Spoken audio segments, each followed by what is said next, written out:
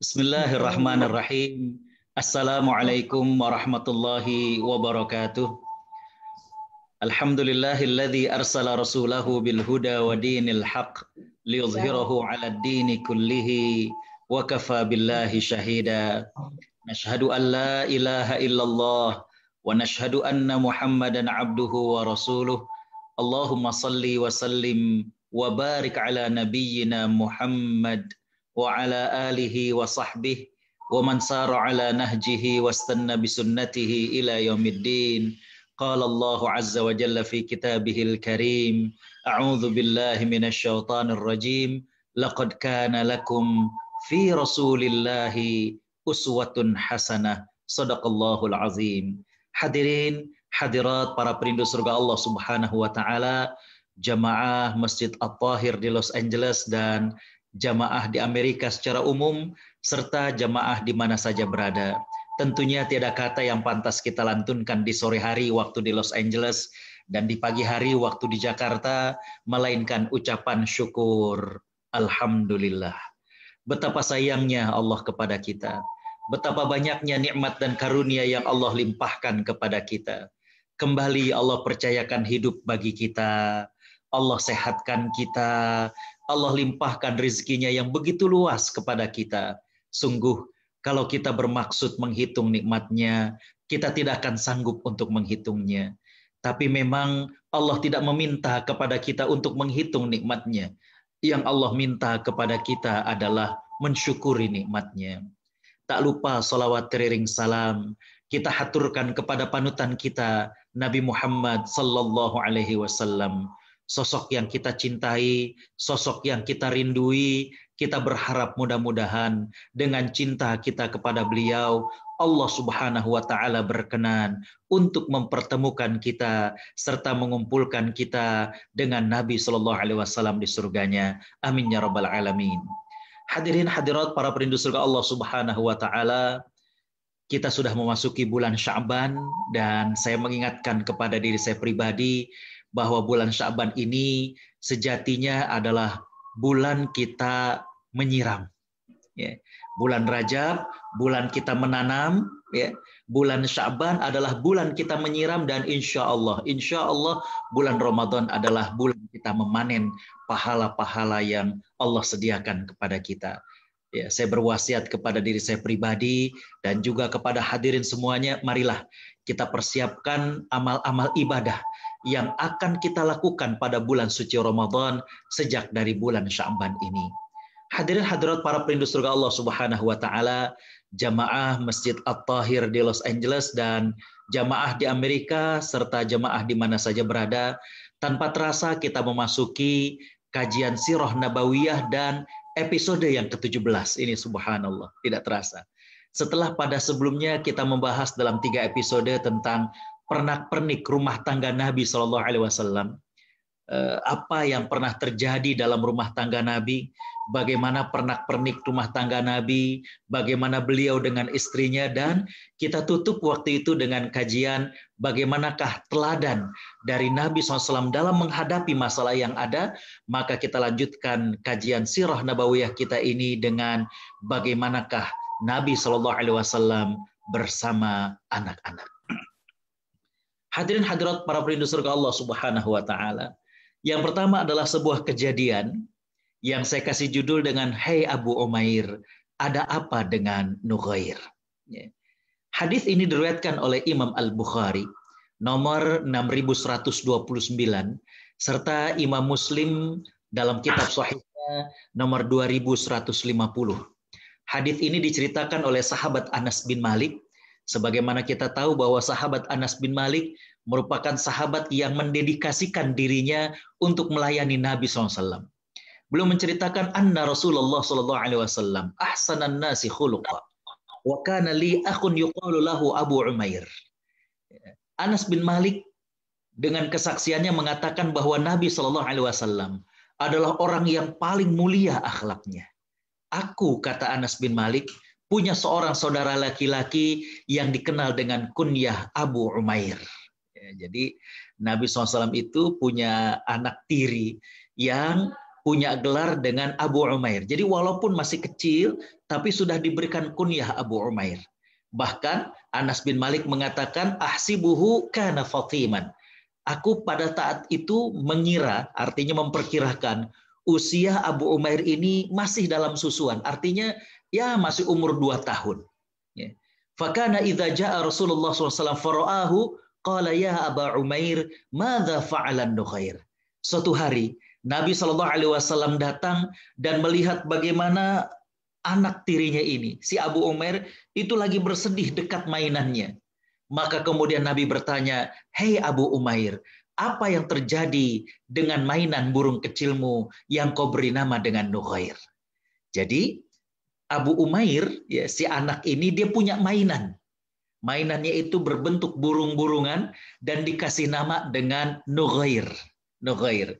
Namanya Abu Umair, dia punya mainan kayak burung-burungan dan dikasih nama dengan Nughair. Suatu hari Nabi SAW pulang ke rumah dan dia mendapati bahwa Abu Umair ini lagi bersedih dekat mainannya.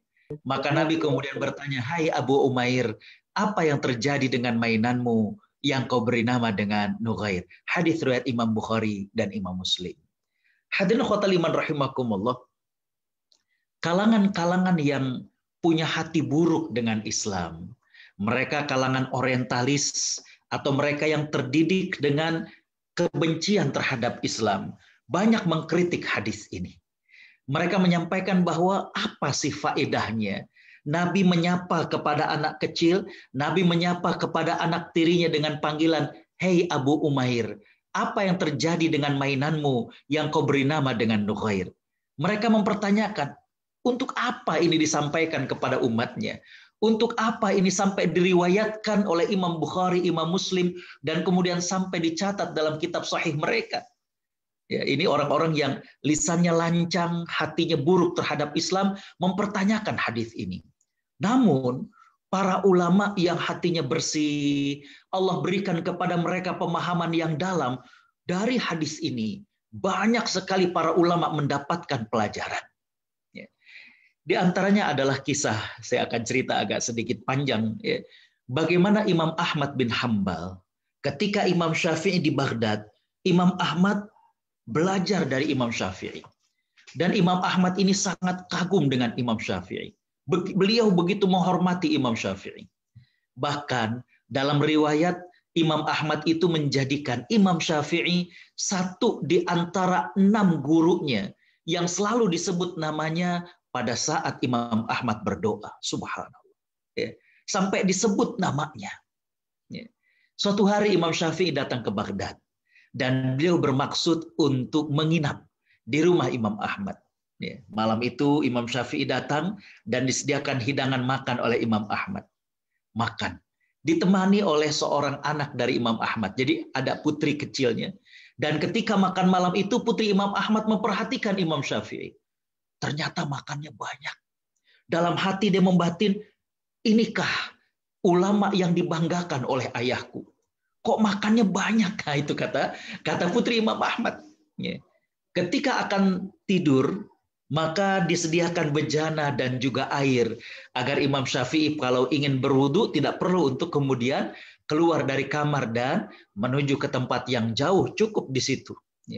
Pagi hari ketika dicek oleh putri Imam Ahmad, ternyata airnya tidak berkurang. Berarti Imam Syafi'i tidak berwudu. Dan berarti Imam Syafi'i juga tidak sholat malam. Ini yang kemudian ditanyakan kepada ayahnya. Putri Imam Ahmad mengatakan, "Wahai ayahanda, inikah orang yang kau banggakan? Inikah ulama yang kau hormati sampai engkau selalu sebut namanya dalam doa engkau?" Kata Imam Ahmad, "Memangnya ada apa?" Ya. Putri Imam Ahmad kemudian mengatakan bahwa semalam ketika makan aku perhatikan Imam Syafi'i makannya banyak. Katanya ulama, tapi kok makannya banyak. Dan ketika tadi pagi aku lihat air untuk berwudu, ternyata airnya tidak berkurang. Berarti beliau tidak sholat malam. Imam Ahmad kemudian berkata kepada putrinya, "Coba kau tanyakan saja kepadanya." Ditanyakanlah 2 hal ini kepada Imam Syafi'i. Imam Syafi'i kemudian tersenyum. Imam Syafi'i kemudian mengatakan, "Wahai Ananda, Aku semalam diberikan makanan, aku dihidangkan makanan, dan aku makan banyak lantaran aku yakin betul dengan kehalalan makanan yang dihidangkan oleh ayahmu. Ya. Jadi kata Imam Syafi'i, beliau tahu betul bagaimana Imam Ahmad itu orang yang sangat menjaga kehalalan hartanya. Maka ketika Imam Syafi'i dihidangkan makanan, beliau tahu betul bahwa makanan ini adalah pasti halalnya. Ya. Maka aku makan banyak di situ, kata Imam Syafi'i. Dan yang kedua, kata beliau, betul, semalam aku tidak sholat malam. Karena pada saat aku sedang merebahkan badanku, ya, baru saja aku merebahkan badanku, aku teringat dengan hadis Nabi SAW, di mana Nabi mengatakan kepada Abu Umair, ya Aba Umair, madza fa'alan nughair? Hai Abu Umair, apa yang terjadi dengan mainanmu yang kau beri nama dengan nughair? Aku merenung malam itu. Dan aku mendapatkan 30 pintu ilmu dari ucapan itu. Subhanallah. Hadis ini yang dikritik oleh orang-orang orientalis. Yang dikritik oleh orang-orang yang lisannya tidak bertanggung jawab. Yang dikritik oleh mereka yang dengki dengan Islam.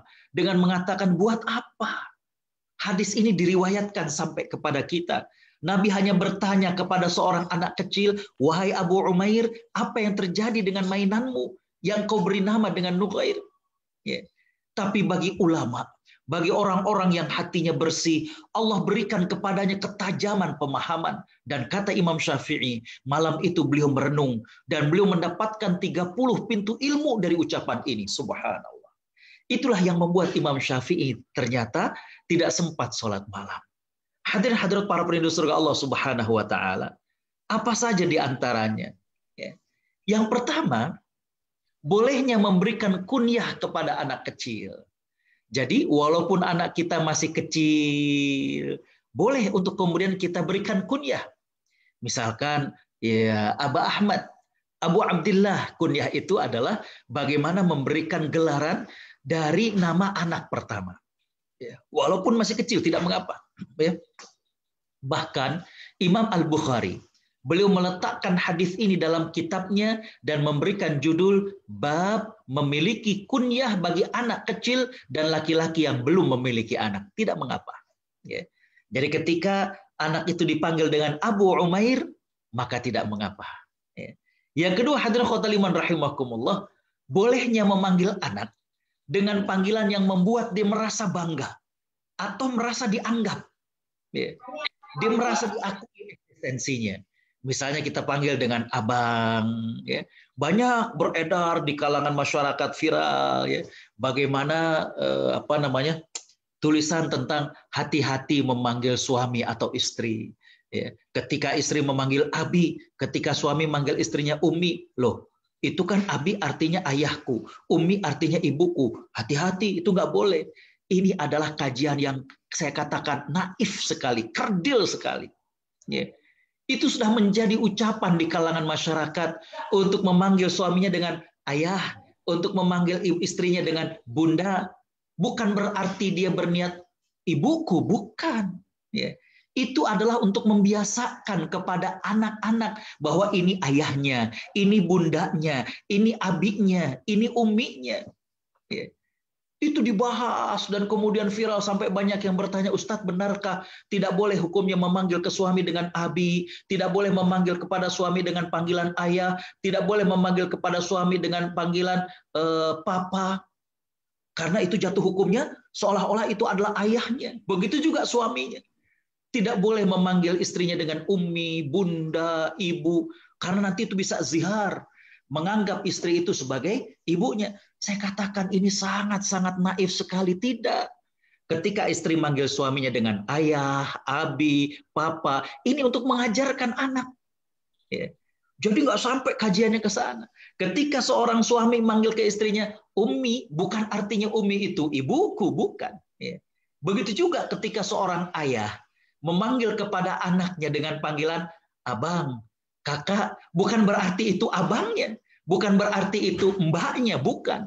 Justru di sini para ulama mengatakan bahwa ketika kemudian kita memanggil anak dengan panggilan yang membuat dia percaya diri, merasa dianggap, membuat dia bangga, maka tidak mengapa. Mahbub, boleh bahkan dianjurkan. Ya, ya. Jadi saya sering dapati kajian-kajian, tulisan-tulisan selebaran yang remeh-temeh dan bikin masyarakat menjadi confused, menjadi bingung. Jadi kembali pelajaran yang kedua dari pertanyaan Nabi kepada Abu Umair tadi, bahwa bolehnya memanggil seorang anak dengan panggilan yang membuat dia bangga, yang membuat dia kemudian merasa diakui eksistensinya. Walaupun belum punya adik, tapi kita sudah mulai latih. Dia mau dipanggil abang, mau dipanggil mas, mau dipanggil AA. Anak saya ini agak confused beliau karena beliau saya orang Jakarta, istri orang Bogor, nih mau dipanggil abang, mau dipanggil AA atau apa ya, tapi ternyata beliau memilihnya dipanggil abang. Ketika kemudian saya memanggil dia bang, itu bukan berarti abang saya, bukan. Tapi bagaimana kemudian menjadikan anak itu bangga, punya kepercayaan diri. Pelajaran yang berikutnya adalah hadirin khotaliman rahimakumullah. Kita lihat bahwa Nabi Shallallahu Alaihi Wasallam itu adalah sosok seorang ayah yang tidak kaku. Dalam artian kita lihat bagaimana Nabi SAW itu ikut bermain dengan anak-anak, bercengkrama, bahkan beliau tahu betul mainan daripada anak tirinya. Makanya ketika beliau kemudian kembali dan mendapati, artinya kembali dari luar rumah dan sampai ke rumah, dia mendapati bagaimana Abu Umair ini sedang sedih. Beliau tidak langsung masuk, tapi beliau kemudian menyempatkan diri untuk bercengkrama dengan anaknya. Jadi tidak mengapa, bahkan bagus sekali kalau kemudian seorang ayah ikut untuk kemudian bermain-main dengan anaknya. Bagaimana anak merasa adanya waktu bersama dengan ayahnya. Baik, hadirin khotaliman rahimakumullah. Yang berikutnya, pelajaran berikutnya adalah ini yang penting. Bagaimana seorang ayah dan ibu menggunakan bahasa dan juga logika kanak-kanak. Kanak-kanak itu berbeda cara berpikirnya, logikanya dengan kita. Bahkan kalau kita perhatikan, mereka nonton kartun nih. Udah tahu kartunnya itu begini alur ceritanya. Bahkan sudah belasan kali. Bahkan mungkin lebih dari 20 kali dia nengok, dia lihat kartun tersebut. Sampai dia hafal. Ayah, nanti jatuh nih. Betulan jatuh. Dan dia masih ketawa, lucu bagi dia. Kalau bagi kita, aduh. Nah ini yang kadang kurang nyambung. Ayahnya lagi pengen nonton basket, anaknya masih kartun aja, TV cuma satu. Ketika anak kemudian berkata, ayah ini lucu. Dalam hati, apanya yang lucu? Udah berkali-kali dilihat. Tapi Nabi mengajarkan kepada kita bahwa berbicara dengan kanak-kanak, bagaimana berinteraksi dengan anak-anak, gunakan bahasa kanak-kanak dan gunakan logika kanak-kanak.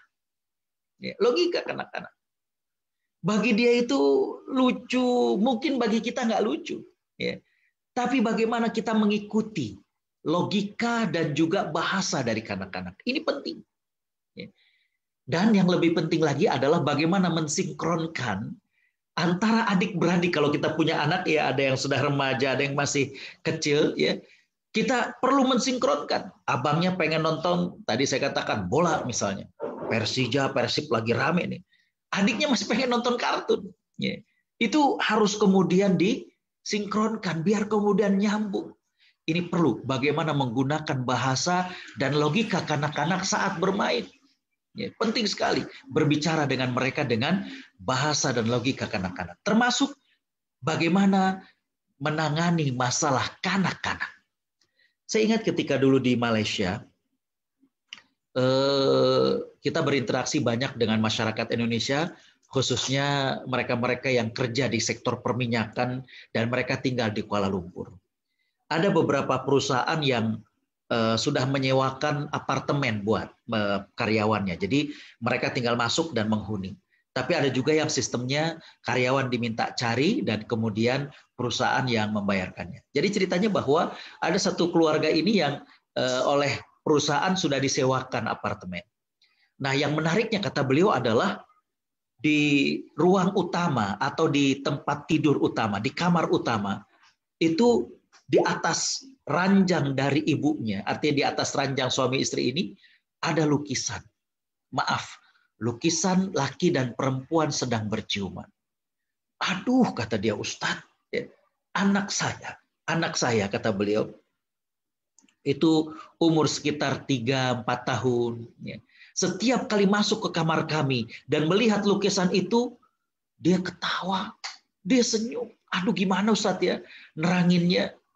Khawatirnya nanti dia punya khayalan macam-macam, dia ngebayang macam-macam. Gimana Ustadz yang ngejelasinnya? Hadirin khotaliman rahimakumullah. Saya waktu itu masih ingat, saya mengatakan, coba ibu tanya aja dulu. Dia ketawa tuh kenapa? Coba ibu tanya dulu, kenapa dia senyum? Bapak Ibu Allah Subhanahu wa taala rahmati, ibu ini mengatakan, benar juga Ustadz ya, jangan langsung saya ceritain dulu ya, jangan langsung kemudian saya kasih penjelasan, ini tuh lagi ngapain. Si ibu kemudian bertanya kepada anaknya, Nak, kamu itu kenapa? Setiap kali masuk ke kamar ayah, ke kamar ibu, dan lihat lukisan itu, kok tersenyum? Apa jawaban dari anak tersebut? Ternyata anak ini mengatakan, habis rambutnya lucu Bunda. Subhanallah. Jadi ternyata inilah logika anak. Orang tuanya itu udah khawatir dan sudah menyiapkan bagaimana penjelasan bahwa oh mungkin ini mahramnya, mungkin ini suami istrinya. Wah, dia udah ingin menjelaskan hal-hal yang besar.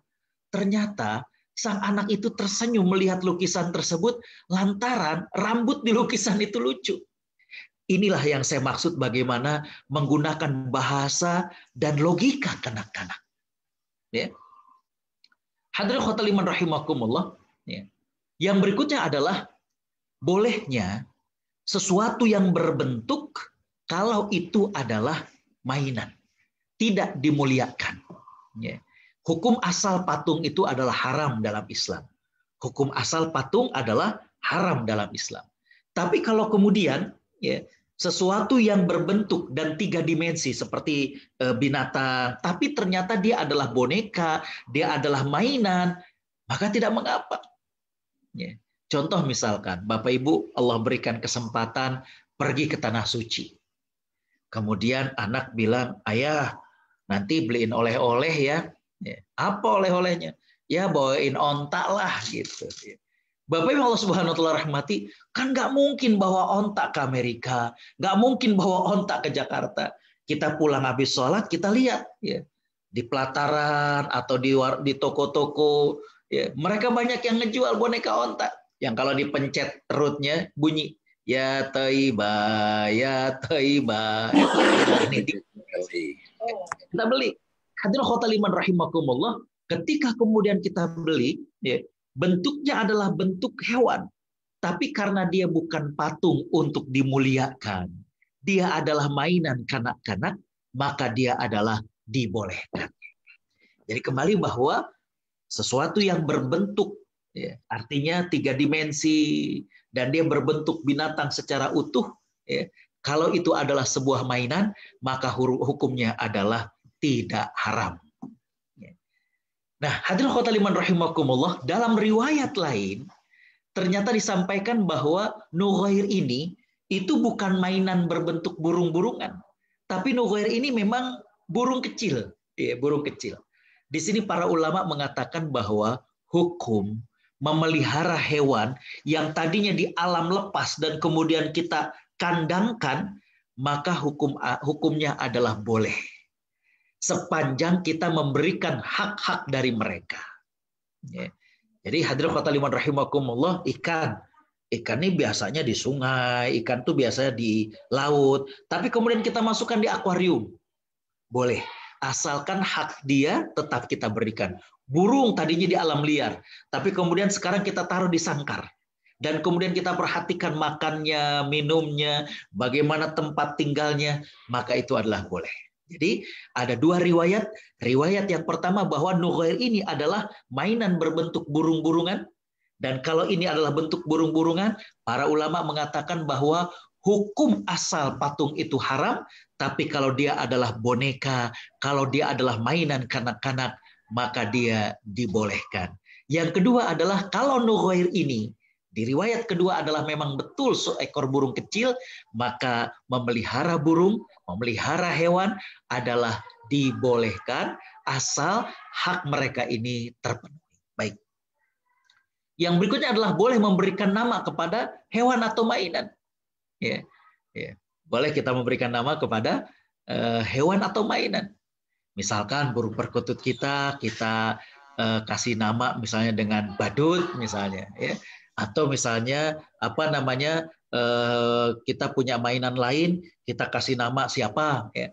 Atau kita punya mainan yang kita kasih nama, ya. Karena dia seperti beruang, ya.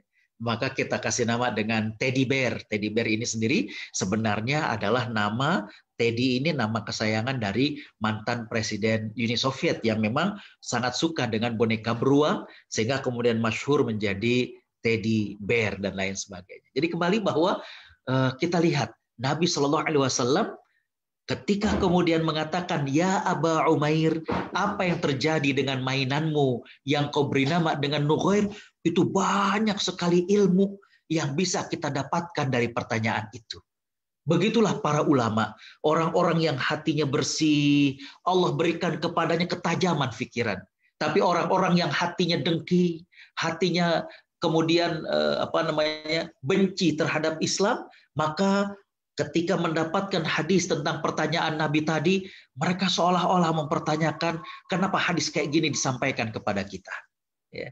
Dan pelajaran sirah tentang hadis ini adalah bagaimana Nabi SAW dengan kanak-kanak. Makanya Aisyah radhiyallahu anha, beliau punya satu kalimat yang sangat bagus luar biasa. Makanya saya khususkan, Aisyah mengatakan faqdiru qadral jariyah. Ini merupakan keywords ketika kita memiliki anak. Ketika anak kita masih kecil, faqdiru qadral jariyah. Maklumi dunia dan kebutuhan anak kecil. Ya. Hadis riwayat Imam Bukhari nomor 5190 dan Imam Muslim dalam kitab sahihnya nomor 892. Jadi ketika dengan anak-anak kita harus paham, ya, bagaimana logikanya, bagaimana kebutuhannya, ya, bagaimana kemudian bahasa anak-anak. Saya masih ingat waktu itu di Australia ketika saya ceramah tentang betapa perlunya kita dengan bahasa Arab. Bagaimana bahasa Arab itu bahasa Al-Quran, bahasa Arab adalah bahasa ahli surga. Nah yang menarik adalah ketika selesai ceramah, dan kemudian dibuka sesi tanya jawab, ada seorang anak kecil yang kemudian bertanya, Ustadz, ya, boleh saya tanya kepada Ustadz? Oke, tadi Ustadz katakan bahasa Arab adalah bahasa ahli surga. Oke, saya bilang. Terus pertanyaan dia lah, I can't speak Arabic katanya. Saya nggak bisa bahasa Arab. Terus gimana ya? Jadi kita lihat bagaimana logika dan bahasa anak-anak. Nah, ketika kita menghadapi pertanyaan-pertanyaan begini dari anak-anak, maka jangan langsung kemudian kita gubris, jangan langsung maaf kemudian kita tampik, nanya-nanya. Tidak, tapi dengan telaten kita berikan jawaban, ya. Karena memang masih logikanya, ya. Masih logikanya seperti itu. Ya. Ini merupakan pelajaran penting bagaimana Nabi Shallallahu Alaihi Wasallam dengan kanak-kanak. Yang kedua adalah bagaimana Nabi dengan anak-anak ini, saya kasih judul dengan makanlah dengan tangan kananmu. Hadirin khotaliman rahimakumullah. Nabi Shallallahu Alaihi Wasallam menikah dengan Ummu Salamah. Ummu Salamah. Dan Ummu Salamah ini seorang wanita yang sudah memiliki anak dari suami pertamanya yaitu Abu Salamah. Ya. Jadi suatu hari Nabi SAW sedang makan bersama dengan anaknya. Dan dia mendapatkan bahwa anak tirinya itu tangannya menjangkau agak jauh. Jadi ngambil makanan yang jauh. Maka Nabi SAW kemudian mengatakan, ya ghulam, samillah, wakul biyaminik, wakul mimma yalik. Kata Nabi SAW, wahai anakku, bacalah basmalah. Artinya sebelum makan baca bismillah, kata Nabi SAW. Dan makanlah dengan tangan kananmu, dan makanlah apa yang terdekat dengan dirimu. Ya. Maka kata anak ini, anaknya Ummu Salamah, dia mengatakan, famazalat tilka ti'mati ba'du. Kata Umar bin Abi Salamah, anaknya Abu Salamah, maka begitulah cara dan gaya aku makan setelah Nabi SAW mengajarkan hal itu padaku. Bapak Ibu Allah Subhanahu wa taala rahmati, apa yang menarik dari kejadian ini? Yang menarik dari kejadian ini adalah Nabi Shallallahu Alaihi Wasallam memberikan contoh kepada kita bahwa menanamkan nilai kepada anak itu dapat memanfaatkan berbagai macam momen, berbagai macam keadaan. Tidak mesti khusus anak kita suruh duduk kemudian kita nasihati, tidak.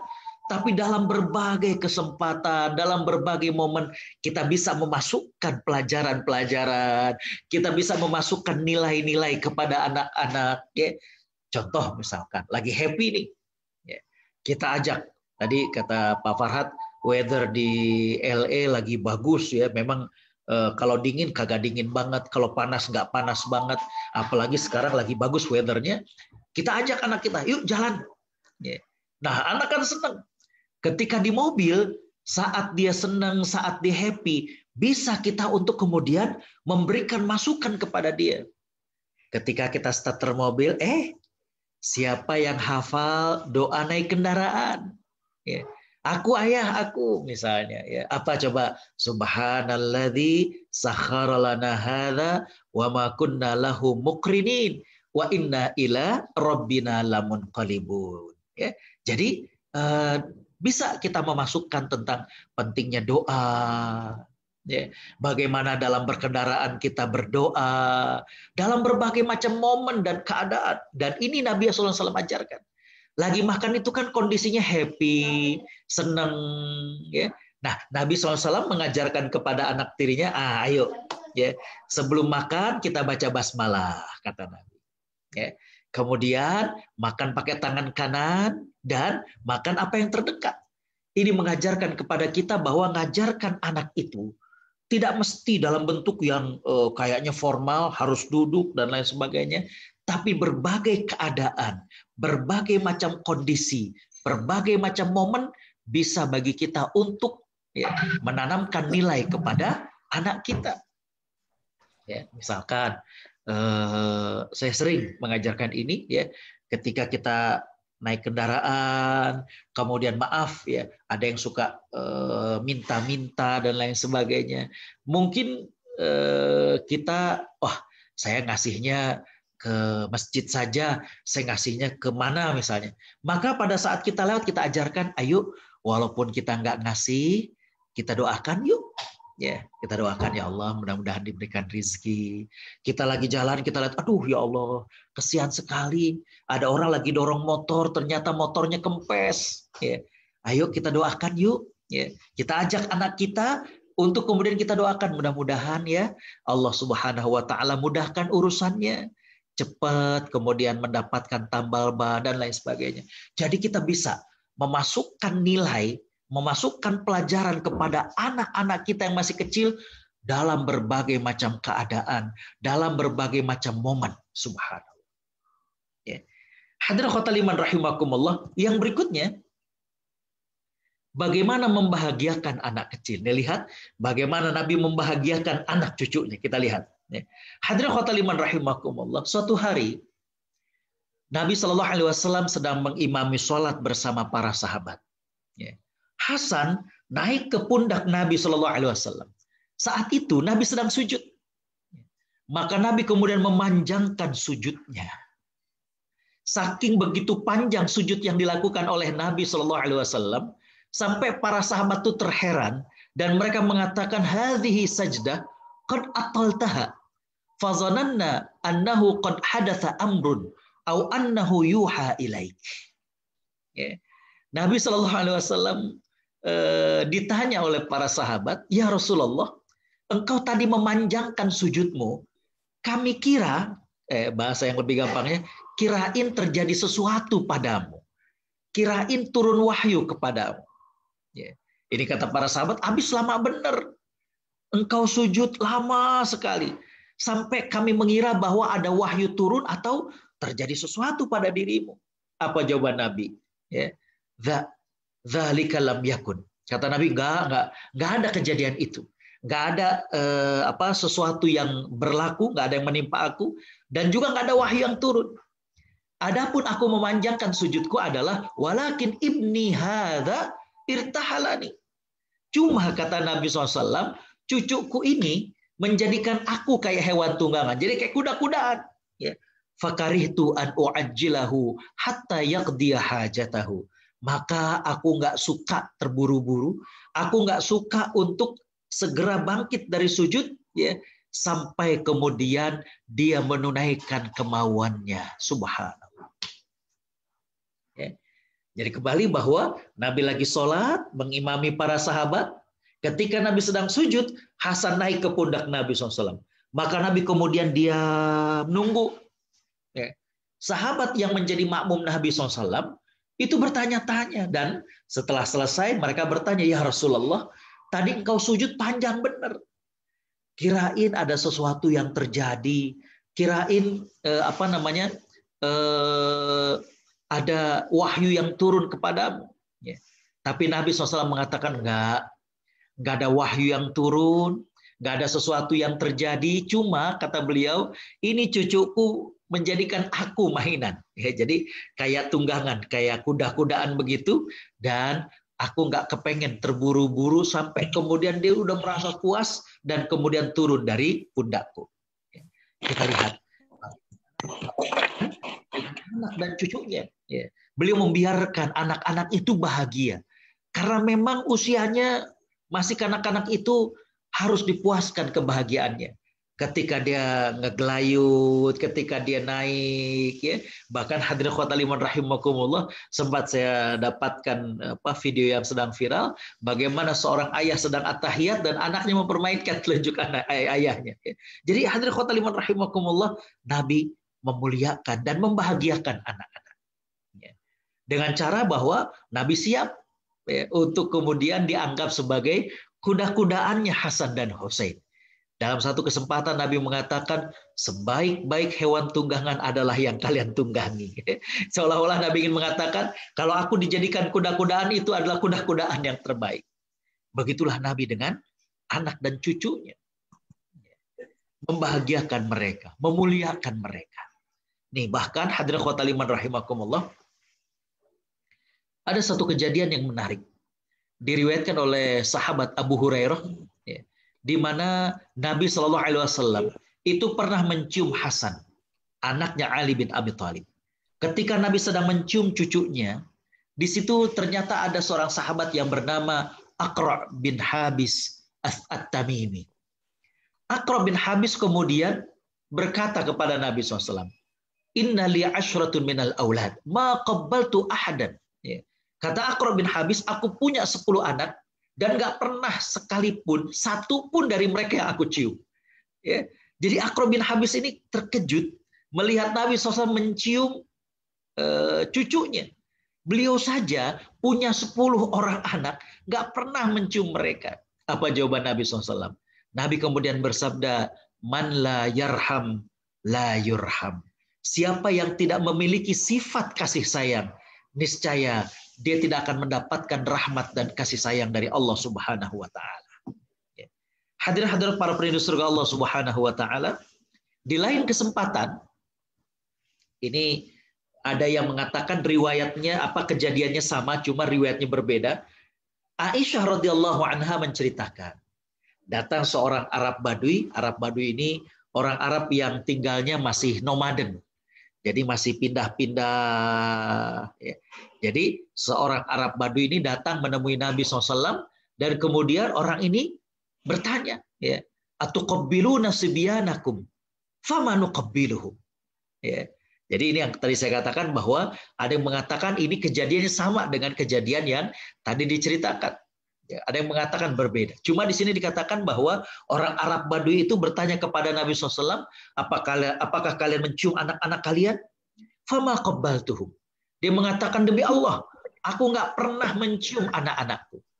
Maka Nabi SAW kemudian mengatakan, ya, sungguh aku tidak mampu mencegah jika Allah Subhanahu wa taala mencabut rasa kasih dan sayang dari hatimu. Artinya Nabi Shallallahu Alaihi Wasallam ingin mengatakan bahwa, ya, hadirin khotul iman rahimakumullah, mencium anak itu bagian daripada bentuk kasih dan sayang kepada anak. Dan kalau ada seorang ayah yang nggak pernah mencium anaknya, nggak pernah mencium dari cucunya, maka kata Nabi SAW, aku khawatir Allah Subhanahu wa Ta'ala mencabut rasa welas kasih dalam hatinya. Hadirin khotaliman rahimakumullah, ternyata Nabi SAW sungguh merupakan teladan bagi kita. Bukan saja berkaitan dengan ibadah, bukan saja berkaitan dengan ibadah mahdoh, sholat, saum, zakat, haji, tapi Nabi juga menjadi contoh bagaimana berumah tangga. Dan hari ini kita saksikan bagaimana keteladanan Nabi SAW terhadap anak-anaknya. Tadi yang pertama adalah kisah dengan Abu Umair, yang mana Nabi pulang dari luar dan mendapatkan anak tersebut sedang sedih dekat mainannya. Ya, maka Nabi kemudian bertanya, ya Aba Umair, madza fa'alan Nughair? Hai Abu Umair, apa yang terjadi dengan mainanmu yang kau beri nama dengan Nughair? Ini mengajarkan kepada kita bagaimana ketika kita berinteraksi, kita bicara dengan kanak-kanak, gunakanlah logika mereka, gunakanlah bahasa mereka. Dan Aisyah tadi udah berpesan, faqdiru qadrul jariyah. Ya, fahami ya, bagaimana ya, bicara dan logika seorang anak-anak. Yang kedua tadi saya mengatakan tentang bagaimana Nabi memberikan pesan kepada kita. Menanamkan nilai kepada anak itu bisa kapan saja, bisa di mana saja. Nabi lagi makan, lagi happy, itu masih sempat Nabi SAW mengajarkan kepada anak. Ya. Bagaimana makan dengan tangan kanan, ya. Bagaimana kemudian makan apa yang ada dekat dia. Dan yang berikutnya Nabi SAW mengajarkan kepada kita bagaimana mengasihi kepada anak. Ini berikutnya adalah sekedar tambahan dan sempat saya sampaikan dalam kajian imam. Ya, baik. Nabi SAW menjelaskan kepada kita tentang masalah lemah lembut. Ya. Nabi SAW bersabda, Inna rifqa la yakunu fi syai'in illa zanahu wa la yunza'u min syai'in illa syanahu. Sikap lemah lembut itu kalau ada di suatu, maka dia akan menghiasinya.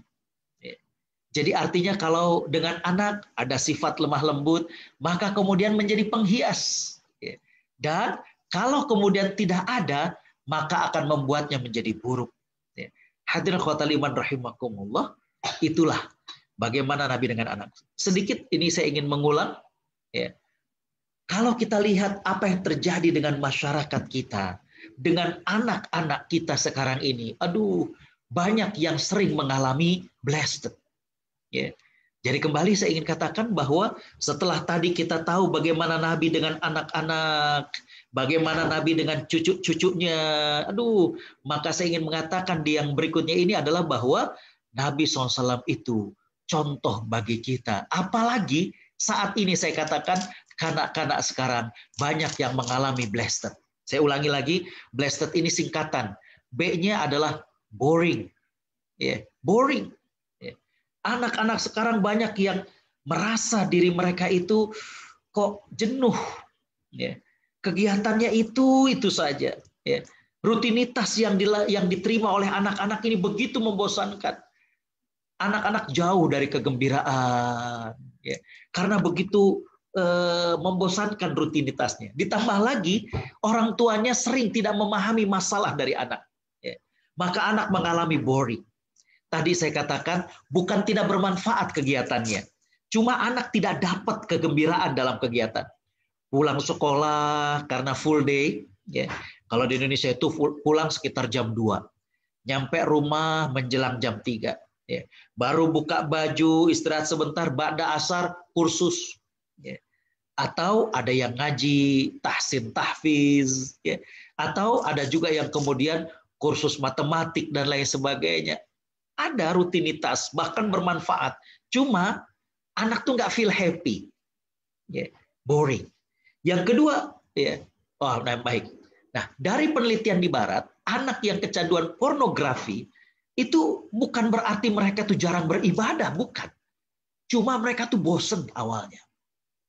Ini perlu dicamkan. Jadi dalam penelitian bahwa anak-anak yang kecanduan pornografi, Bukan berarti anak itu jarang ibadah, bukan. Dia udah diajak ini itu, cuma dia bosan, boring. Ya. Jadi tadi saya katakan bagaimana kanak-kanak sekarang banyak mengalami blessed, boring. Yang kedua adalah lonely. Ya. Anak sering merasa kesepian, anak sering merasa dia sunyi, nggak ada tempat mengadu. Ya. Ini saya katakan anak nggak ada teman diskusi, orang tua kurang komunikatif. Ya. Bahkan saya sempat mendapatkan sebuah karikatur dari seorang pakar komunikasi. Karikatur itu ada satu sofa besar, kemudian anak duduk di tengah, ibunya, ayahnya, cuma anak ini feel lonely, dia merasa sendiri. Kenapa demikian? Karena ternyata ibunya sedang main TikTok. Wah, mulutnya dimonyong-monyong, ya, selfie dan lain sebagainya. Ayahnya sibuk main game. Wah, ya. Bapak Ibu yang Allah Subhanahu wa taala rahmati, anak gak ada teman diskusi, gak ada teman ngobrol. Orang tua kurang komunikatif. Ini yang kemudian membuat anak merasa sendiri dengan masalahnya. Sehingga dia banyak kemudian mengadu kepada temannya. Bagaimana kemudian dia akhirnya terjebak dengan kriminal-kriminal. Dalam penelitian dari Bunda Eli Risman, beliau sempat mengatakan satu hal yang membuat kita terkejut. Ya. Beliau mengatakan bahwa saat ini, kata beliau, ya, ada, kata beliau, anak-anak yang, memiliki perangai tidak baik. Lantaran anak tidak mendapatkan porsi yang cukup dari orang tuanya. Ya. Artinya dia nggak mendapatkan waktu untuk curhat kepada orang tuanya, ya. Gak ada waktu untuk kemudian berbagi dengan orang tuanya. Ya. Bahkan beliau mengatakan banyak sekarang ini keluarga yang sangat-sangat minim, sedikit sekali peran ayah. Apa maksudnya? Kata beliau, banyak keluarga yang mana ayah berangkat kerja, anak masih tidur. Ayah pulang kerja, anak sudah tertidur. Ya. Jadi karena kondisi jam di Jakarta dan lain sebagainya. Nah, hadirin khotimah rahimakumullah, kita sampaikan, tapi kan ada Sabtu, ada hari Minggu. Bukankah ayah bisa bersama dengan anak-anaknya? Apa kata beliau? Yang sekarang ini sering terjadi. Kalau weekend, ayah sibuk dengan hobinya masing-masing. Ya. Jadi yang suka sepeda ya dengan temannya sepeda kemana ya.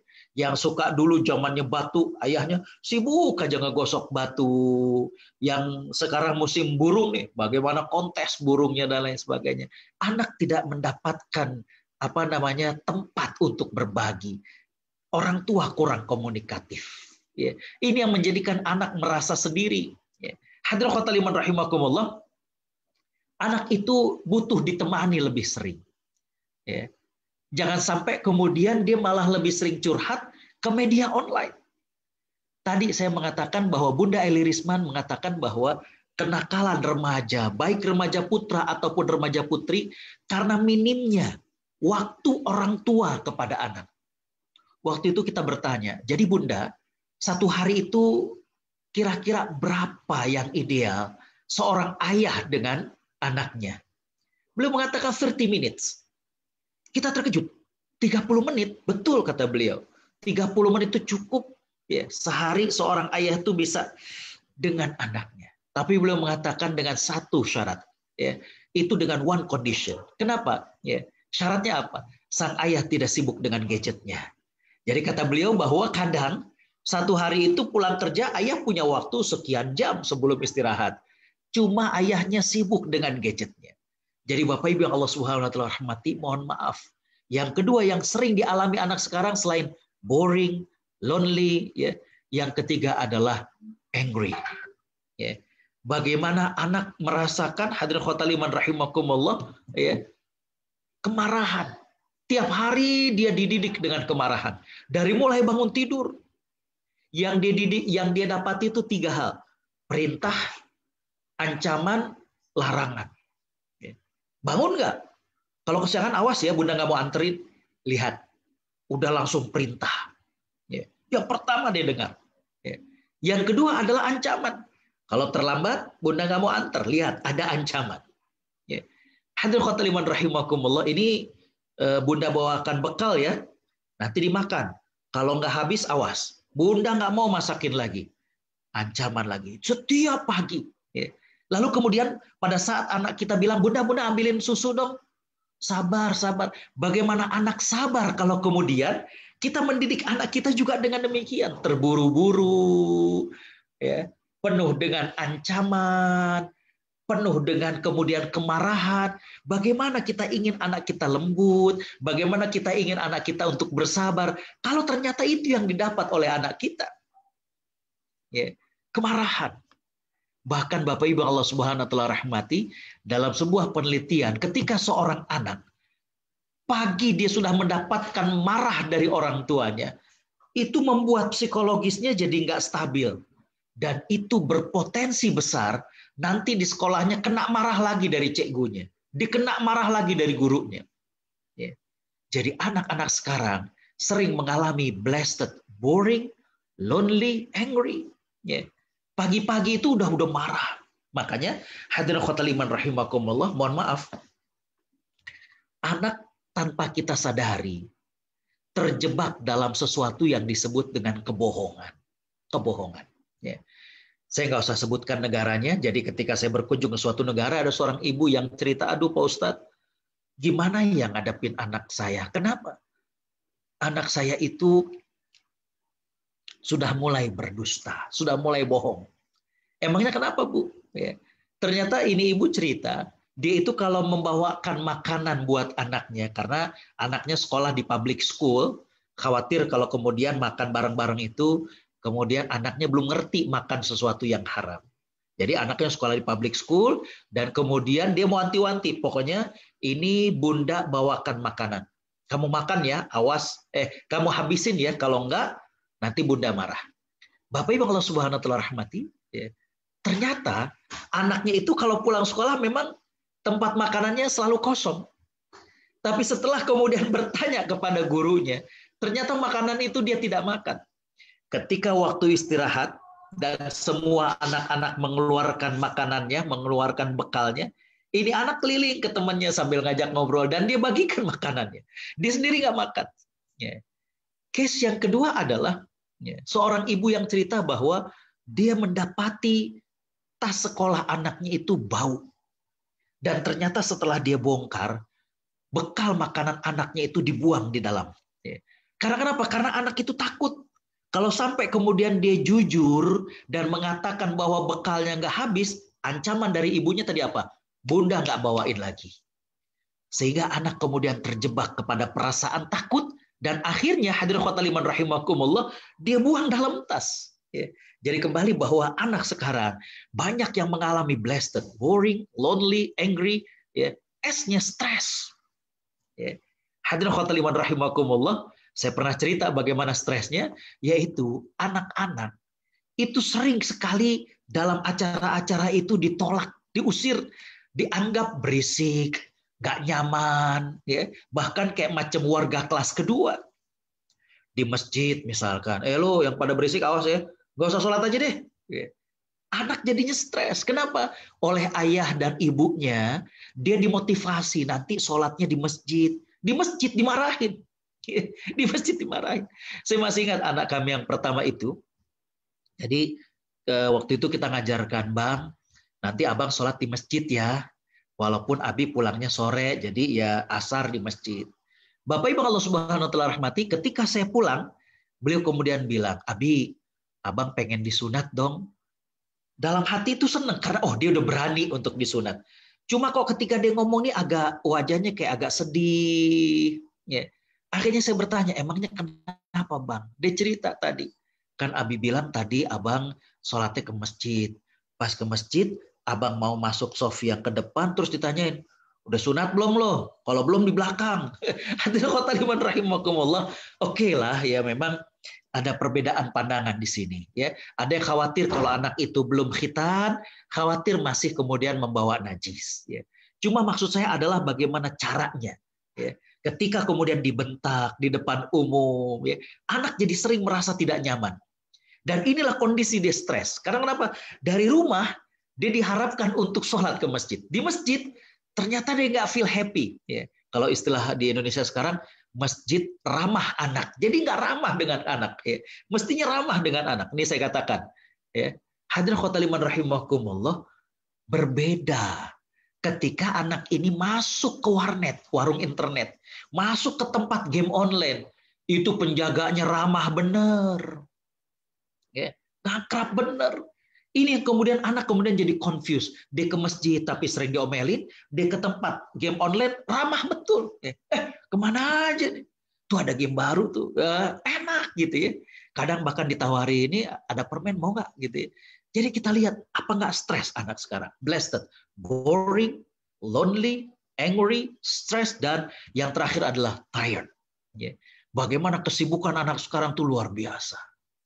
Udahlah pelajarannya, kursusnya, tahsin tahfiznya, belajar bacanya, is very tired. Aduh subhanallah. Bapak-bapak yang ada di hadapan saya ini kan yang zaman-zaman dulu pulang sekolah masih jam 10 pagi, pulang sekolah masih jam 12 ya. Habis itu masih bisa main layangan, masih bisa main gundu ya, dan lain sebagainya. Is happy. Ya. Anak sekarang saya mengatakan bukan tidak bermanfaat, tapi is very tired ya. Begitu padat jadwal-jadwal mereka. Hadirin khotaliman rahimakumullah, waktu juga yang memisahkan kita. Kembali saya katakan, yang pertama tadi bagaimana Nabi dengan Abu Umair. Ya, Abu Umair. Abu Umair ini hadirin khotaliman punya mainan dan kemudian Nabi menyapa, "Hei Abu Umair, apa yang terjadi dengan mainanmu yang kau beri nama dengan Nughair?" Di sini yang diambil pelajaran kata para ulama adalah berbicara, berinteraksi dengan anak-anak, gunakan bahasa dan logika anak-anak. Yang kedua, bagaimana Nabi SAW dengan Umar bin Abi Salamah, anak dari Ummu Salamah, ketika makan bareng, ya, Nabi lihat bagaimana anak tirinya itu ngambil makanan yang jauh, maka Nabi mengatakan, anakku, baca bismillah, makan dengan tangan kananmu, dan makan apa yang dekat dengan dirimu. Pelajarannya tadi apa? Bagaimana kita bisa memanfaatkan berbagai macam keadaan untuk menanamkan nilai kepada anak. Ya. Kita lagi jalan hujan, subhanallah, coba cucu lihat nih hujan dari mana? Dari Allah, ya kita ceritakan. Kemudian yang ketiga tadi adalah bagaimana Nabi SAW sangat-sangat baik dengan kanak-kanak. Nabi lagi sholat, Hasan duduk di punggungnya, Nabi melama-lamakan. Ya, karena kenapa? Nabi ingin memuaskan. Bagaimanakah kondisi psikologis dari anak dan cucu. Dan juga tadi cerita bagaimana Nabi mencium Hasan, Aqra bin Habis sedang ada di situ, dan kemudian dia bertanya, "Aduh, kamu biasa mencium anak dan cucumu?" Kata Nabi, "Iya." Kata Aqra bin Habis, "Aku punya 10 anak, belum pernah aku cium." Nabi mengatakan, siapa yang tidak menyayangi, maka dia tidak menyayangi. Ya, dan tadi saya tambahkan tentang kondisi kekinian, bagaimana kanak-kanak sekarang banyak mengalami blessed, boring, lonely, angry, stress, dan tired. Demikian saya kira yang bisa saya sampaikan. Kurang lebihnya mohon maaf dan saya kembalikan ke Pak Farhat. Jazakumullah ahsanal jaza. Assalamualaikum warahmatullahi wabarakatuh. Waalaikumsalam warahmatullahi wabarakatuh. Terima kasih Ustadz. Gamblang sekali penjelasan Ustadz, Masya Allah. Ada beberapa jamaah Ustadz yang kirim tag ke saya Ustadz, supaya nanti di-sharing materinya Ustadz, insya Allah Ustadz. Baik, khair insya Allah. Kita langsung saja Ustadz, ada beberapa pertanyaan Ustadz. Ustadz bisa bacakan langsung Ustadz, supaya lebih mudah. Baik. Bismillahirrahmanirrahim. Ustadz, bagaimana hukumnya masang foto atau di atas masih ada ya? Baik. Sebentar. Bismillahirrahmanirrahim. Boleh saya bertanya Ustadz, apakah seorang muslim turunan yang notabene kedua orang tuanya muslim harus bersyahadat lagi? Karena ada seorang ustadz yang berpendapat seperti itu, sehingga seluruh jamaah yang hadir pada saat itu bersyahadat di hadapan ustadznya. Barakallahu fiik. Hadirin khotaliman rahimakumullah, para sahabat bersyahadat di hadapan Nabi SAW karena sebelumnya mereka adalah kafir. Jadi untuk menyaksikan bahwa mereka telah masuk Islam, mereka bersyahadat di hadapan Nabi SAW. Adapun kita, ya, yang orang itu sudah tahu keislaman kita, sudah menjadi saksi keislaman kita, kita sudah dikenal bagaimana sholat ke masjid, kita sudah dikenal bagaimana berbusana muslimah, kita sudah dikenal bagaimana pokoknya orang udah tahu kita ini muslim, maka tidak perlu lagi untuk mengucapkan syahadat di depan siapapun. Ya. Tidak diperlukan lagi mengucapkan syahadat di depan siapapun. Karena kenapa? Karena fungsi dari syahadat tersebut sudah kita lewati. Ya, fungsi syahadat, ya, jadi saya katakan adalah agar orang tahu bahwa kita sekarang sudah menjadi muslim. Itu yang terjadi kepada para sahabat. Adapun kita sekarang, maka orang udah banyak tahu bahwa kita ini muslim, tak perlu lagi untuk mengucapkan syahadat di hadapan siapapun. Wallahu a'lam. Yang berikutnya, hadirin khotaliman rahimakumullah. Assalamualaikum Ustadz, bagaimana hukumnya memasang foto keluarga di dinding ruang keluarga atau di kamar? Ya. Bapak Ibu Allah Subhanahu wa taala rahmati, ya, hukum tentang foto ini memang terjadi khilaf. Ya. Apakah ini termasuk di antara patung dan lain sebagainya? Ya, ini khilaf yang cukup panjang. Ya. Saya hanya ingin mengatakan bahwa memang yang paling aman itu adalah tidak memampang, apalagi kalau kemudian kira-kira tamunya itu terlalu bebas atau terlalu umum. Ya. Tapi kalau kemudian kira-kira aman, ya, dan kemudian tamu yang suka datang ke rumah kita pun bukan tamu yang suka iseng dan lain sebagainya, maka saya kira tidak mengapa. Ya. Cuma nih mohon maaf, sekali lagi mohon maaf, saya udah berapa kali ke Amerika, ke Eropa, ke beberapa negara, mohon yang dipasang di ruang tamu itu adalah foto ketika ibu-ibu sudah berhijab. Kalau yang masih belum berhijab, sebaiknya diganti setelah sekarang berhijab. Ya, karena sering saya dapati juga beberapa ketika ngeliat, tante, ya, dulu nggak taunya rambutnya begini ya. Jadi saya kira gantilah yang sudah berhijab. Ya. Sehingga kemudian hadirin khotaliman rahimakumullah, kita tidak mengulang lagi bagaimana kondisi zaman dulu kita. Ya, jadi saya kira at least kalau memang itu niatnya adalah untuk kita saja dan kemudian tadi tamu-tamunya relatif aman, saya kira tidak mengapa. Walaupun saya katakan lebih maslahat adalah tidak dipajang. Kita pajang saja di kamar, kita pajang saja di ruang khusus, yaitu ruang keluarga dan bukan ruang tamu. Ya, demikian Allah. Yang berikutnya, Ustadz mau tanya terkait mainan boneka. Kata anak saya, gurunya berkata kalau boneka itu matanya harus ditutup kalau malam. Karena nanti setan masuk ke matanya. Pernah baca juga, kalau di rumah sebaiknya tidak ada mainan boneka, sedangkan perempuan mainannya boneka. Bismillahirrahmanirrahim. Bapak Ibu Allah Subhanahu wa taala mati. Yang pertama adalah bahwa Nabi SAW ketika pulang dan ketika Nabi sedang sholat, Nabi mendapati hordeng penuh dengan gambar. Dan Nabi SAW kemudian terlihat marah, dan kemudian Nabi menurunkan hordeng tersebut dan kemudian diganti dengan yang lain dan dijadikan hordeng itu sebagai alas dari tempat tidurnya, alas kasurnya. Di sini para ulama mengatakan bahwa sebenarnya boneka itu tidak dilarang. Cuma memang ya, yang perlu diperhatikan adalah jangan sampai kemudian boneka tersebut yang pertama, memang boneka-boneka yang menyeramkan. Jangan. Ya. Jadi ya carikan anak kita itu yang boneka memang lucu, ya. Kayak apalah ya, yang lucu kan banyak. Tapi kalau boneka-boneka yang memang menyeramkan, seperti Annabelle, seperti yang lainnya, bahkan sekarang itu mohon maaf saya lihat banyak juga boneka yang ini babi gambarnya. Itu kan secara psikologis menjadikan anak-anak itu jadi akrab dengan apa yang Allah haramkan. Nah ini hindari. Ya.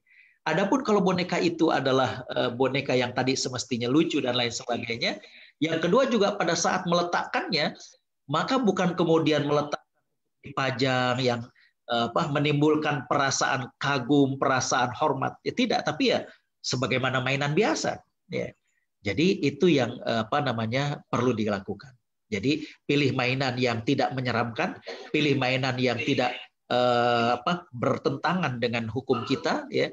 Dan yang kedua adalah jangan dimuliakan. Ya. Adapun untuk menutup matanya ketika malam, saya kira tidak perlu, ya. Asalkan boneka tersebut tadi saya katakan tidak ditaruh di lemari dan kemudian tempatnya, kondisinya juga khusus, tidak, ya. Ya satuin saja dengan boneka yang lain dan lain sebagainya, itu tidak mengapa. Dan kalau kemudian bahwa sebaiknya di rumah tidak ada boneka, saya kira tidak juga. Yang tidak boleh adalah patung dan anjing hitam. Kalau kemudian boneka itu boneka mainan, maka tidak menjadi masalah. Demikian, wallahu a'lam. Yang berikutnya hadirin khotbah liman rahimakumullah. Bapak Ibu Allah Subhanahu wa taala rahmati, ada yang mau nanya secara langsung? Kalau secara online ini sudah? Belum. Ustadz mohon izin, bagaimana jika masang foto profil suami istri yang mesra di HP? Bapak Ibu Allah Subhanahu wa taala rahmati, ini tentang masalah menunjukkan kemesraan ya di hadapan orang ya. Ini sebenarnya yang menjadi masalah adalah yang pertama, apa manfaatnya? Ya, apa manfaatnya? Apakah kemudian memberikan contoh bahwa oh ya rumah tangga kita ini mesra, ataukah kemudian hal yang lain? Saya melihat bahwa kalau pemasangan foto suami istri yang terlalu mesra, ini juga ada sisi negatifnya. Ya, sisi negatifnya itu adalah tentunya hati orang dan kondisi orang ini tidak semuanya baik. Kadang ada yang jealous. Bahkan kadang ada yang kemudian, mohon maaf, yang dia jomblo, dia masih sendiri, yang kemudian jadi mengkhayal, aduh enak ya kalau udah nikah, pegangan tangan, dan lain sebagainya. Ini kemudian memberikan hal yang negatif. Saya masih ingat di Timur Tengah, itu kalau ada suami istri bercanda dan terlalu mesra di jalan, mereka biasanya kemudian akan mendekati dan menyampaikan dengan perlahan, sebaiknya ini dilakukan di dalam rumah. Jadi saya kira begitu juga dengan display foto, kalau memang terlalu mesra, saya kira sebaiknya dihindari. Foto keluarga atau foto suami istri saja tanpa kemudian mempertontonkan kemesraan di hadapan orang. Saya kira demikian. Wallahu a'lam. Bapak Ibu Allah Subhanahu wa taala rahmati, Ustadz, bagaimana menyembuhkan bekas luka blested pada jiwa anak di masa dulu yang sudah terjadi jika ortu mau berubah lebih baik? Bapak Ibu Allah Subhanahu wa taala, yang pertama nih yang sangat terpenting adalah bagaimana kita ngobrol dengan anak, dan first adalah bagaimana kita mengakui bersalah. Ya. Jadi kita duduk, bahkan kemudian kita dengan bahasa hati kita peluk, nak, ya, I'm sorry, mama minta maaf. Dulu mama sibuk sekali, gak ada waktu sama kamu, ya. Jadi gitu, ya. Jadi bagaimana kita gentle mengakui sebagai orang tua kita pernah salah. Yang kedua adalah coba tunjukkan keinginan kita untuk memperbaiki ini dengan serius. Ya. Artinya betul-betul kita luangkan waktu. Bagaimana kemudian kita juga sekarang lebih care, ya, lebih punya waktu untuk bertemu dengan mereka. Kalau masalahnya adalah anak sering dimarahin, ya berarti kita harus bisa ngontrol rasa emosi kita, ya. Yang ketiga tadi saya katakan sering bersama dengan anak untuk kemudian memperbaiki kondisi ini. Saya kira demikian. Wallahu a'lam. Yang berikutnya saya kira sudah di sini. Bapak Ibu Allah Subhanahu wa taala rahmati, kita buka pertanyaan. Tadi ada yang mau bertanya secara langsung, ya.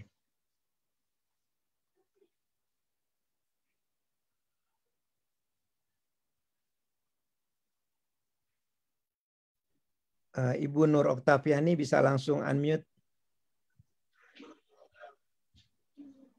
Ibu Nur Oktaviani.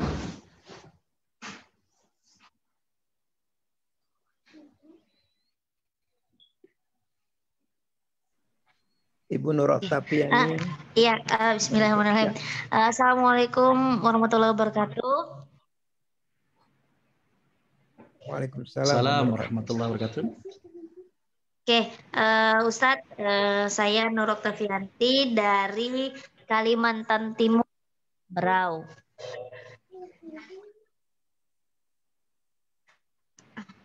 Ya, Masya Allah, Masya Allah. gini Ustadz, boleh langsung bertanya ya Ustadz ya?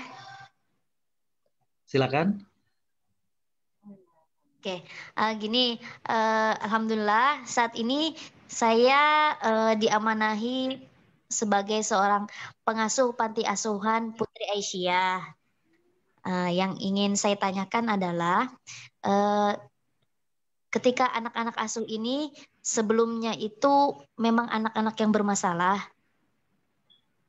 kemudian cara pola asuh yang baik itu bagaimana?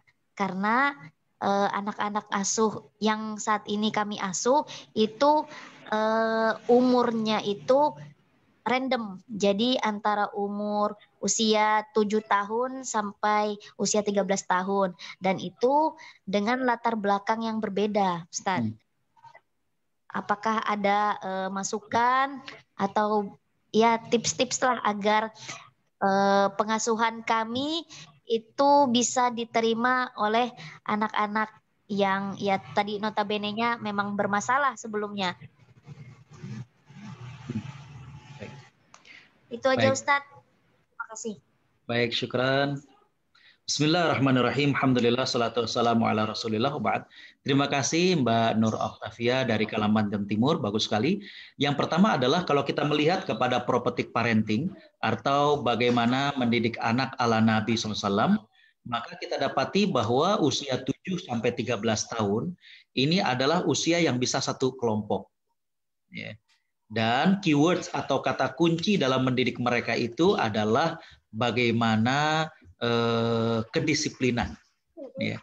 Jadi usia 7 sampai 14 ini keywordsnya adalah bagaimana mereka dilatih disiplin. Ya. Nah, di sini kepada para pengasuh yang lain, yang pertama sekali adalah harus kompak. Antara misalnya Mbak Nur dengan pengasuh yang lain itu harus kompak. Misalkan jadwal jam sekian itu memang adalah jadwalnya ngaji, itu harus kompak sehingga kemudian anak bisa patuh. Nah, di saat yang sama karena masing-masing pernah mengalami katakanlah trauma masa yang lalu, maka di sini perlu pendekatan psikis terhadap mereka. Kalau begini adalah person to person. Ya, person to person, dan coba diklasifikasikan berdasarkan riwayat mereka ini apa saja yang pernah mereka alami. Mungkin ada yang pernah mengalami tentang maaf sekali lagi ya, perceraian orang tua, atau pernah mengalami tentang bagaimana diacuhkan ataupun dilalaikan oleh orang tua, dia merasa tidak diurus, atau dia mengalami depresi lantaran sikap-sikap kekerasan yang didapatkan oleh orang tua. Nah, ini diklasifikasi dan penyelesaiannya itu bentuknya adalah coaching. Bentuknya adalah bagaimana pendekatan personal, ya masing-masing orang itu berbeda. Ya. Tapi core-nya tetap usia 7 sampai 13 ini adalah bagaimana disiplin, cuma untuk kemudian rapi daripada masing-masing masalah yang pernah mereka hadapi itu disesuaikan tiap orang sesuai dengan masalah yang mereka hadapi. Gitu, ya. Nah, sekali untuk kemudian dalam forum bareng, ya ada satu yang kita lihat misalkan sudah mulai berubah itu memberikan testimoni bagaimana dia bisa bangkit dari masalah-masa lalunya, kemudian dia bisa cerita berbagi kepada teman yang lain sehingga memotivasi dan memberikan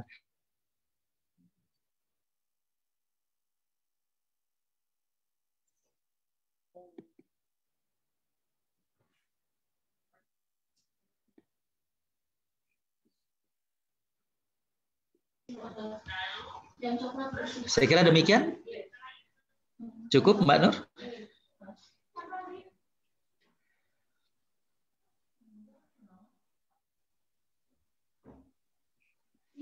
Bapak Ibu Allah Subhanahu wa taala rahmati, saya mengingatkan ini Masjid At-Thahir, tadi saya disampaikan bahwa Masjid At-Thahir kemarin sudah semakin berbenah dan Yang tadinya salibnya itu sudah diturunkan dan sudah dipotong ya dan diganti dengan lambang masjid, dan ini merupakan satu kesempatan besar bagi kita, peluang amal. Ya, alhamdulillah 2 pekan yang lalu itu ada beberapa jemaah yang menanyakan nomor rekening dan lain sebagainya, maka saya kira ini kesempatan untuk ibu jemaah semuanya untuk kita infak wakaf kepada Masjid An-Nabawi. Ini akan menjadi amal jariah ya. Setelah kita meninggal dunia, maka ini akan terus mengalir bagi kita. Saya kira itu. Mungkin ada pertanyaan yang lain atau bagaimana, Pak? Ada terakhir pertanyaan mungkin yang lain atau yang terakhir ada Ibu Nina Lestari. Akan Ustaz? Oh ya, baik. Assalamualaikum Ustadz. Sekarang ini kan banyak kajian atau berbagai webinar online Ustadz. Bagaimana caranya kita bagi waktu agar kita bisa mendapatkan ilmu, tapi tidak menjadikan abai terhadap anak atau keluarga juga? Baik, Bismillahirrahmanirrahim. Bagus sekali pertanyaannya ya.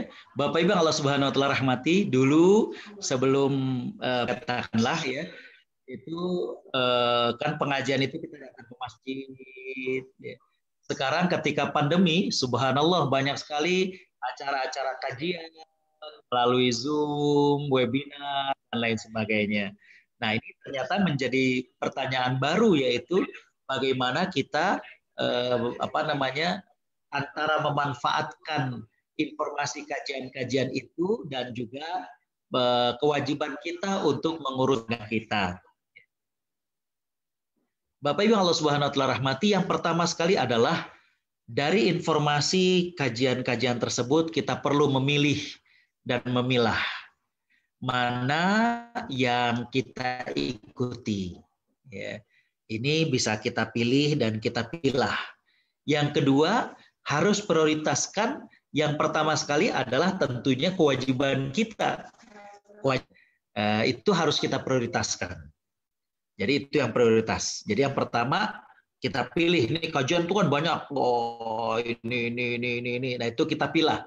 Wah, saya akan ikut yang ini. Yang kedua adalah kita prioritaskan bagaimana kewajiban kita selaku istri atau selaku ibu. Yang ketiga, yang saya maksud dengan memprioritaskan itu bukan berarti ngajinya nggak jadi. Tapi bagi 7 ya, waduh, saya ada kewajiban menyiapkan sarapan untuk suami. Saya ada kewajiban menyiapkan sarapan buat anak-anak. Nah, kita bisa mensiasati, misalkan habis subuh kita sudah siapkan sarapan buat anak kita sudah siapkan pakaian buat nanti anak kita sekolah online, sudah menyiapkan pakaian untuk suami. Jadi pada saat kita, wah kayaknya benar-benar nggak bisa nih. Tapi pengajian itu bagus, maka kita bisa minta rekamannya untuk kemudian kita ulang pada saat-saat kita sudah lapang. Ya. Jadi intinya adalah bahwa mengaji adalah sesuatu yang penting. Mengurus rumah tangga merupakan suatu kewajiban, maka yang tadi saya katakan, kalau misalnya pengajian kayak sekarang jam 7 pagi, ya habis subuh kita siapkan sarapan. Ya. Kalau ternyata, wah kita harus berangkat nih, entah itu kerja, entah itu yang lainnya, ya maka kita coba ya, lihat, oh ini adanya di Facebook Masjid At-Thohir misalnya. Maka kita akan ikuti, wah setelah agak kosong, misalkan siang nanti, kita nggak ada istirahat siang, artinya kita nggak cari makanan karena memang kita lagi shaum misalnya, bisa sambil kita dengerin. Ya. Jadi saya kira kuncinya adalah menyiasatinya antara pengajian dan juga kewajiban selaku istri atau selaku ibu. Saya kira demikian. Wallahu a'lam. Terima kasih Ustadz atas tausiahnya. Alhamdulillah, saya kira sudah tidak ada pertanyaan lagi, Ustadz. Selesai. Insya Allah kita ketemu 2 minggu ke depan, Ustadz. Dan bagi jamaah yang ingin materi bisa WA ke saya sudah kasih nomor WA saya, Ustaz.